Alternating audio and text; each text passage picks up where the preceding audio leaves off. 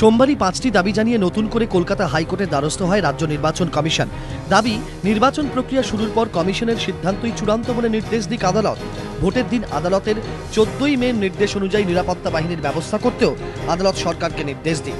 মনোনয়ন পর্বে কমিশনের দাবি মেনে নিরাপত্তা বাহিনীর ব্যবস্থা করুক রাজ্য।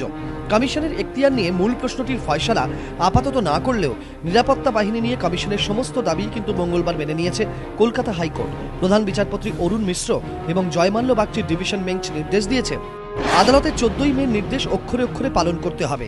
ভোটের দিন আদালতের নির্দেশ অনুযায়ী ভোট গ্রহণ কেন্দ্রে পুলিশ মোতায়েন করতে হবে।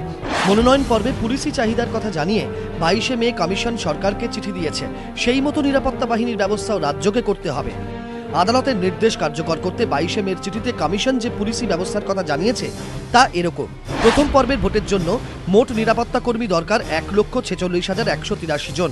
এর মধ্যে সশস্ত্র পুলিশ 95,000, লাঠিধারী পুলিশ 51,183। ভোট গ্রহণ কেন্দ্র ও বুথের জন্য দরকার 86,173 জন পুলিশ। এর মধ্যে সশস্ত্র পুলিশ 57,911 জন, লাঠিধারী পুলিশ 28,262 জন। এছাড়া অন্যান্য কাজে মোতায়েন থাকবে 60,010 জন নিরাপত্তা কর্মী। এর মধ্যে সশস্ত্র নিরাপত্তা কর্মীর সংখ্যা 38,089 জন এবং লাঠিধারী পুলিশ 22,921। মনোনয়নের সময় প্রয়োজন 320 কোম্পানি বাহিনী। রাজ্য নির্বাচন কমিশন শুরু থেকেই দাবি করে আসছে, অবাধ, নিরপেক্ষ ও শান্তিপূর্ণ ভোট পরিচালনার জন্য 80,000 কেন্দ্রীয় বাহিনী প্রয়োজন। মনোনয়ন পর্বে 300 কোম্পানি সশস্ত্র পুলিশ প্রয়োজন। আদালতের নির্দেশের পর এখন দেখা যাচ্ছে প্রথম পর্বের ভোট পরিচালনার জন্যই কমিশনকে দিতে হবে 950 কোম্পানি সশস্ত্র পুলিশ। মনোনয়ন পর্বে 320 কোম্পানি সশস্ত্র পুলিশ।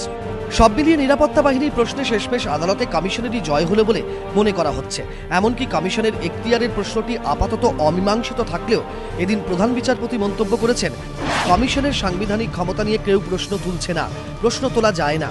প্রধান বিচারপতির এই মন্তব্য কমিশনের সাংবিধানিক এখতিয়ারকেই আরও একবার প্রতিষ্ঠা দিল বলে মনে করছে আইনজীবী মহল।